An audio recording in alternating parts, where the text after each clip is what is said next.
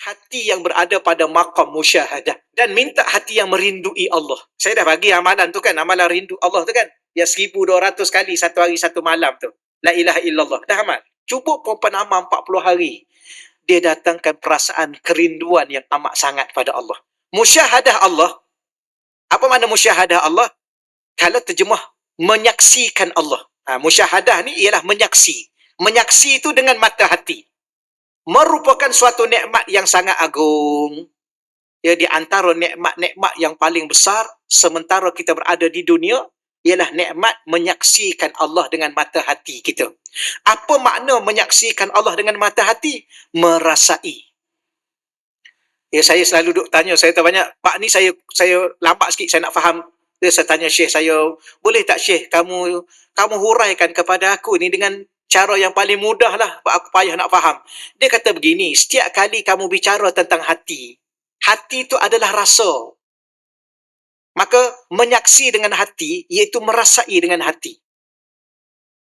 Tapi bahasa Arab, dia guna menyaksi. Kerana di hati itu adalah sesuatu yang kita nak kata apa ya? Dalam bahasa paling mudah lah. Tapi selalu dalam bahasa kita diguna mata hati.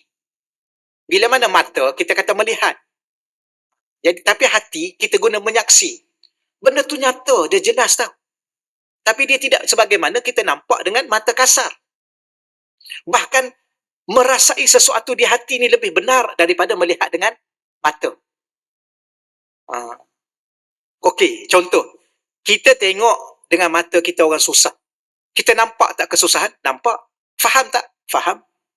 Tapi kalau kita pernah merasai kesusahan itu, dan kita menyaksikan depan kita ada orang yang susah, maka bukan sekadar kita menyaksikan, melihat dengan mata kesusahan dia, merasai pada diri kita kerana kita juga pernah merasai kesusahan. Itu dipanggil menyaksi. Lebih benar, lebih nyata, lebih jelas, nak banding dengan mata kasar. Orang yang tak pernah susah, tahu? Tak pernah susah. Dia tengok tak orang susah? Dia tengok.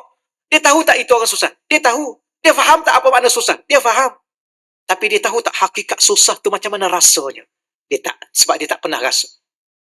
Generasi baru sekarang ni kan. Generasi anak-anak kita ni. Susah tak dia orang? Mana ada susah? Telefon mahal pada mak dia. Ayah dia yang bagi.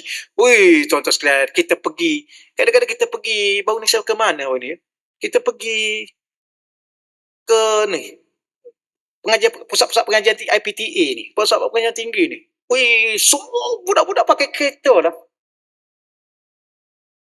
Dulu motosikal pun, nak beli motosikal pun. Sekarang pelajar-pelajar pakai kereta. Lebih mahal kereta dia nak banding dengan kereta pensyarah tu. Senang dunia hari ni. Jadi orang, generasi hari ni, kalau kita cerita pasal susah, tak berapa faham lah dia orang.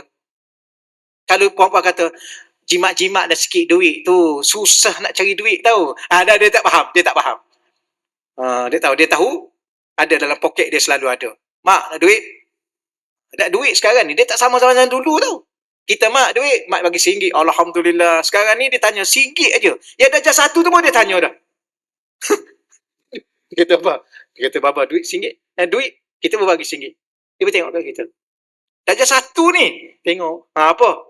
Apa tengok? RM1 aja. Oh, sedap. Yang darjah 1. Sebab apa? Darjah 1 sekarang pun dah bawa RM2, RM3. RM5 pun ada yang sekolah-sekolah tertentu. Macam mana tu? Ada faham susah? Tak. Tapi kalau kita cerita dia pasal susah, dia tahu. Sebab dia pernah tengok ada orang susah depan mata dia. Tapi adakah dia menyaksikan dalam hati dia, dalam bentuk rasa? Ini saya nak cerita dalam bentuk menyaksi di hati. Jadi, segala apa yang kita pandang dengan mata kita ni, tengok langit, tengok bumi, tengok alam semesta ni, tengok apa, bulannya, bintangnya, mataharinya, nampak tak apa benda tu? Ya, makhluk-makhluk yang besar. Apa makna makhluk? Yang dicipta. Maknanya ada pencipta? Ya, yang mencipta. Apa pencipta tu? Bagaimana keadaannya? Sudah tentu berkuasa boleh mencipta bumi dan langit ini. Nampak? Nampak sekadar mata ni lah. Tapi masa solat, lupa juga. Kerana tidak ada di sini. Tidak menyaksikan di sini. Di hati itu maksud saya.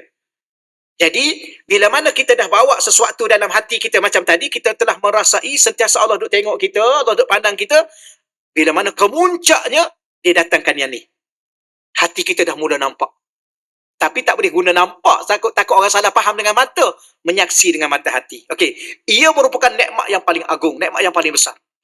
Ia merupakan suatu anugerah. Dia juga anugerah, pemberian khusus oleh Allah yang amat bermakna buat para hamba-Nya yang sentiasa merinduinya. Jadi salah satu benda yang Allah nak bagi kita pada tahap ini, kena sentiasa ada dalam hati kita, hadirkan kerinduan kepada Allah.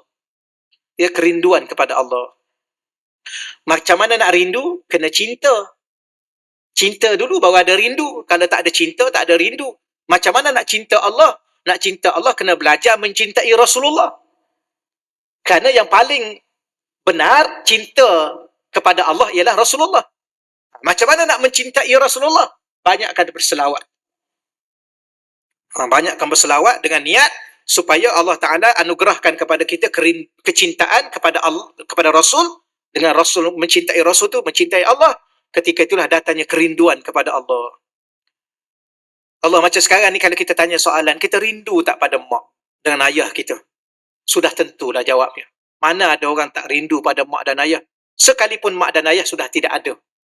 Ya? Lepas tu kadang-kadang kita rasa, apa rasa hari ni kan, kita rasa hari ni nak banding dengan duduk dengan mak ayah dulu susah tau.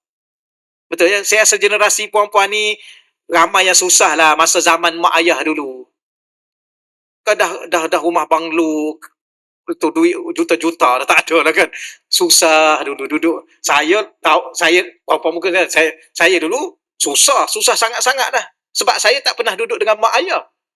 Saya tak pernah duduk dengan datuk, dengan nenek. Saya duduk dengan moyang.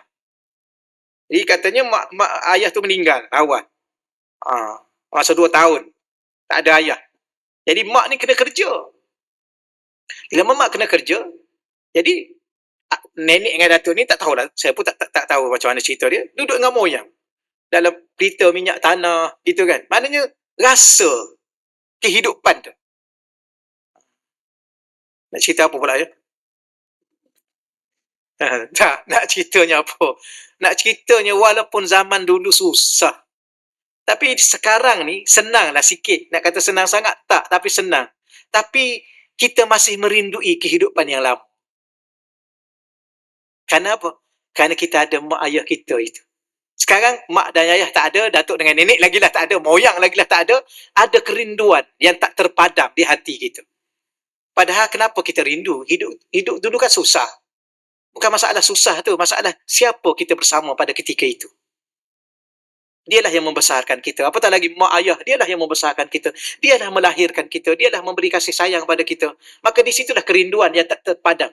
Tapi kalau kita tanya balik, dia semua tu, mak kita, ayah kita, datuk kita, nenek kita, termasuk kita ni, siapa cipta? Allah yang cipta. Maka kalau kepada mereka kita merindui, kenapa tidak kepada Allah yang mencipta mak dan ayah kita tu? Apa masalah kita sebenarnya? Kita boleh rindu pada makhluk yang dicipta oleh Allah. Kita tidak merindui pencipta kepada makhluk itu. Termasuk diri kita dan mak ayah kita. Yang ni yang menjadi masalah pada kita. Jadi oleh kerana tak ada kerinduan itu dalam diri kita, maka kita tak ada anugerah yang Allah bagi ini. Jadi sama macam tadi juga. Macam mana nak dapat Ustaz? Pertama, kita doa pada Allah, solat hajat. Kita ni sebenarnya tuan-tuan dan puan-puan, kita solat hajat ni samalah kita, saya selalu sebut kita, samalah saya pun. Kita ni solat hajat bila mana ada benda yang besar-besar. Betul ya? Nak apa? Nak dapat kerja, solat hajat. Nak dapat jodoh, solat hajat. Nak beli rumah, solat hajat. Kita tak pernah solat hajat minta hati yang ikhlas pada Allah. Ni pernah solat hajat? Panggil orang masjid. Imam, malam ni free tak lepas isyak? Saya nak jemput ke rumah lah, nak solat hajat. Mesti imam tanya, ada hajat apa puan? Hajat supaya imam dan jemaah ni doa supaya Allah bagi hati ikhlas kat saya. Terkejut imam tu. Saya tak pernah jumpa ni. Ingat solat hajat nak pergi Mekah. Nak pergi umrah. Rasa terkejut imam tu. Ini kali pertama dalam dunia saya hidup, setakat saya hidup ni. Orang minta solat hajat, minta hati yang ikhlas. Itulah sebenarnya. Tapi imam ni nak tunggu dia free, lambat. Kita sendiri nak solat hajat. Malam ni solat hajat minta hati yang ikhlas. Malam besok sebelum tidur solat hajat minta hati yang bertaubat. Malam lusa pula solat hajat minta hati yang jujur. So, minta dengan Allah. Kerana Allah boleh bagi segala-galanya. Tapi oleh kerana kita tak minta, gitulah apa yang ada. Allah kan maha pemurah. Tahu. Yakin. Termasuklah minta ni. Hati yang berada pada maqam musyahadah. Tapi minta dulu muraqabah, minta musyahadah. Dan minta hati yang merindui Allah. Saya dah bagi amalan tu kan, amalan rindu Allah tu kan. Yang 1200 kali satu hari satu malam tu. La ilaha illallah. Dah amal. Ini dia kalau dah kali yang ke-100 saya bagi ni. Tak ada lah. La ilaha illallah, la ilaha illallah 1200 kali. Cuba perempuan amal 40 hari. Dia datangkan perasaan kerinduan yang amat sangat pada Allah. Ketika itulah Allah anugerahkan kita yang ni dengan izin Allah Subhanahu Wa Taala. Allah